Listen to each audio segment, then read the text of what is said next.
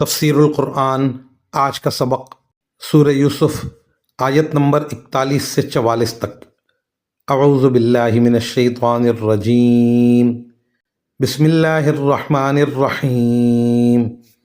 یا صاحبی السجن اما احدکما فیسقی ربہ خمرا واما الآخر فیصلب فتأکل الطیر من رأسہ قضی الامر الذی فیہ تستفتیان وقال للذی ظن انہ ناج منہم اذکرنی عند ربک فانساہ الشیطان ذکر ربہ فلبث فی السجن بضع سنین وقال الملك إني أرى 7 بقرات سمان يأكلهن سبع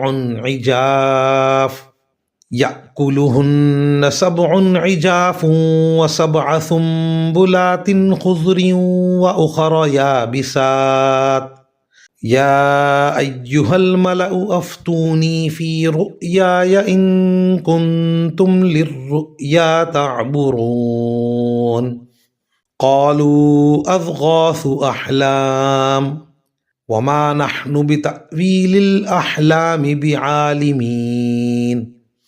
ترجمہ: اے میرے قید خانے کے ساتھیوں، اب اپنے خوابوں کی تعبیر سنو۔ تم میں سے ایک کا معاملہ تو یہ ہے کہ وہ قید سے آزاد ہو کر اپنے آقا کو شراب پلائے گا، رہا دوسرا تو اسے سولی دی جائے گی جس کے نتیجے میں پرندے اس کے سر کو نوچ کر کھائیں گے۔ جس معاملے میں تم پوچھ رہے تھے اس کا فیصلہ اسی طرح ہو چکا ہے، اور ان دونوں میں سے جس کے بارے میں ان کا گمان تھا کہ وہ رہا ہو جائے گا، اس سے یوسف نے کہا کہ اپنے آقا سے میرا بھی تذکرہ کر دینا۔ پھر ہوا یہ کہ شیطان نے اس کو یہ بات بھلا دی کہ وہ اپنے آقا سے یوسف کا تذکرہ کرتا۔ چنانچہ وہ کئی برس قید خانے میں رہے، اور چند سال بعد مصر کے بادشاہ نے اپنے درباریوں سے کہا کہ میں خواب میں کیا دیکھتا ہوں کہ 7 موٹی تازی گائیں ہیں جنہیں 7 دبلی پتلی گائیں کھا رہی ہیں، نیز 7 خوشے ہرے بھرے ہیں اور 7 اور ہیں جو سوکھے ہوئے ہیں۔ اے درباریوں، اگر تم خواب کی تعبیر دے سکتے ہو تو میرے اس خواب کا مطلب بتاؤ۔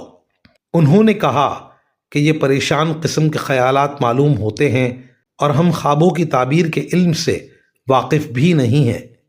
ان آیات کی تفسیر میں مفسرین کرام فرماتے ہیں، حضرت یوسف علیہ السلام نے جس قیدی کے بارے میں یہ فرمایا تھا کہ وہ چھوٹ جائے گا اور واپس جا کر حسب معمول اپنے آقا یعنی اپنے بادشاہ کو شراب پلائے گا، اس سے آپ نے یہ بات فرمائی کہ تم اپنے بادشاہ سے میرا تذکرہ کرنا کہ ایک شخص بے گناہ جیل میں پڑا ہوا ہے، اس کے معاملے پر آپ کو توجہ کرنی چاہیے۔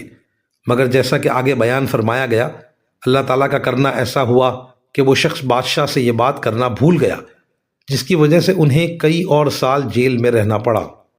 بادشاہ نے جو خواب دیکھا تھا وہ اس کی تعبیر جاننا چاہتا تھا، مگر دربار کے لوگوں نے پہلے تو یہ کہا کہ یہ کوئی بامعنی خواب معلوم نہیں ہوتا۔